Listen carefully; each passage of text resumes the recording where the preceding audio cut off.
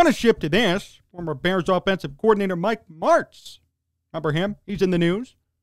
For, yes, this is real now, criticizing Justin Fields. See, there's a difference between critiquing the Bears and bashing Justin Fields. That's what Mike Martz did here.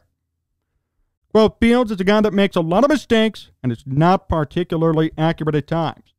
He's not a quick read and react guy, and he's on a horrendous team, but I don't know if I've seen an offense that bad in talent since the 0-16 Detroit Lions. They just don't have anybody there. It's a bad football team right now. And when you put a guy behind a bad offensive line and you have no talented wide receiver and you tell him just go make big plays, he's going to learn bad habits. You start doing stupid stuff just trying to survive. I also have questions about whether he can really react fast. Wow.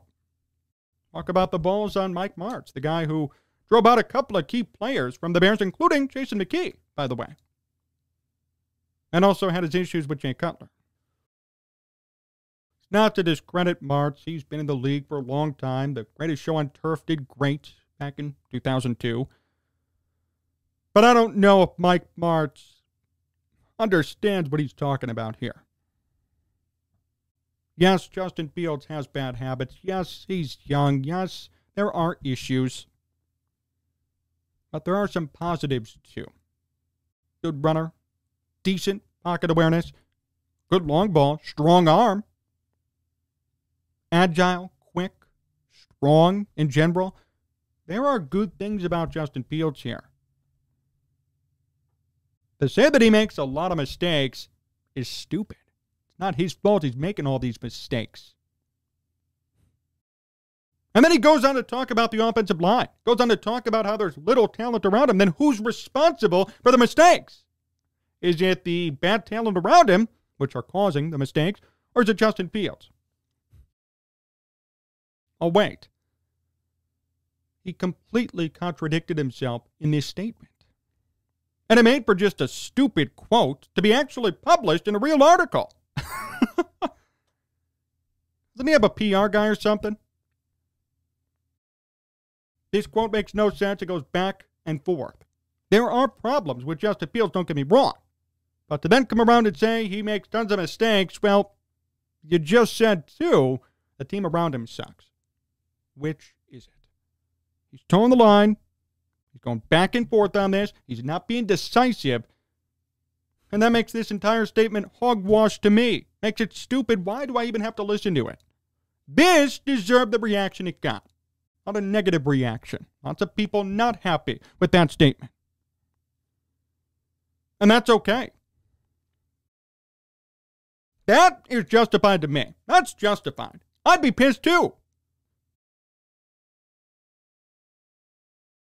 Mike Martz needs to go back to coaching in the XFL or something, because that's the only league that still wants him. Go figure, huh? His offense worked for a couple of years, and it tailed off, like everybody else does, like Matt Nagy did. It worked for a year for Nagy, then it tailed off. Same with Martz. That doesn't make him a quarterback guru. Can't give him an opportunity to say that about Justin Fields. He doesn't know. He's not there. He ain't coaching Justin Fields. He knows nothing about the situation. And then he backtracks and makes two separate comments in one quote and expects everybody to understand what he's talking about. Stupid comment. Stupid quote. Shouldn't have been published. Mike Martz should hire a PR guy. I'm serious. Just made no sense. Really, to say that. Fields is a guy that makes a lot of mistakes and is not particularly accurate at times. But you have him behind a bad offensive line and no talented wide receiver. What? Which is it? And it really doesn't matter which it is. He's already made a stupid comment by saying Fields makes tons of mistakes and he's not accurate. Part of the reason his completion percentage was at 59%, well, there are many reasons, but one being drops. Significant drops. How about having 1 second to throw the football, and a lot of the time you're throwing the ball away? I mean, there are so many reasons you could explain the lower completion percentage, and by the way, it was his rookie year with Matt Nagy. and no offensive line, and once again, really no receivers, besides Darnell Mooney. And somewhat Cole Kmet, but really not too much. Plain and simple, we have to wait to see whether or not Justin Fields is making tons of mistakes.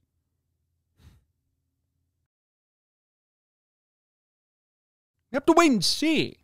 It's irresponsible to make that statement when now you have a new offense, new head coach, some new players, and a grown-up quarterback who's in year 2, not year 10.